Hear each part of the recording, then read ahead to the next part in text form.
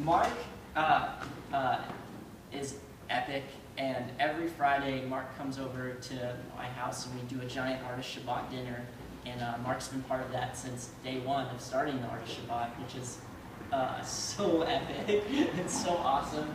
And so beyond being a great friend, he's one of the best photographers I personally know and I think exists in the world. And I love the story behind this. So can you please tell the story about how David Hockney was taking photos of you while you were taking photos of him? I got involved in this project 24 hours in the life of Los Angeles. There was a lot of those going on years ago. I don't know when this was, maybe 18 years ago. And so he agreed to be photographed, and I spent about an hour with him.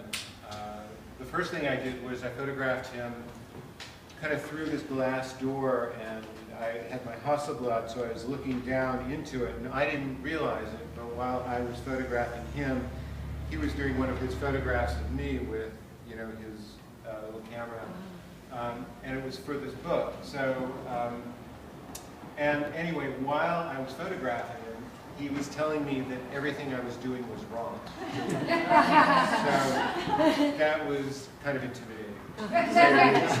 And he kept referring to this artist named Picasso, and how this guy Picasso would put a sense of time into his images, and how important that was in showing something, because things didn't exist at a 500th of a second, which is, you know, kind of the exposure of the photograph, but things exist in a longer time, and one should tell a story in a longer period of time. So then we ended up in his studio, and I did these time exposures where he's wiggling his foot, so you can see that this is a little out of focus, and there's some movement to it, so he agreed that that was a good photograph because it showed a sense of time to it.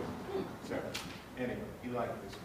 And the photo of you got published. And, oh yeah, and in that book that I was photographing him for, my photograph of him did not get published, but his photograph of me got published with only the top of my bald head, and so it didn't make me famous at all. Awesome. Thank you, Mark. Thank you.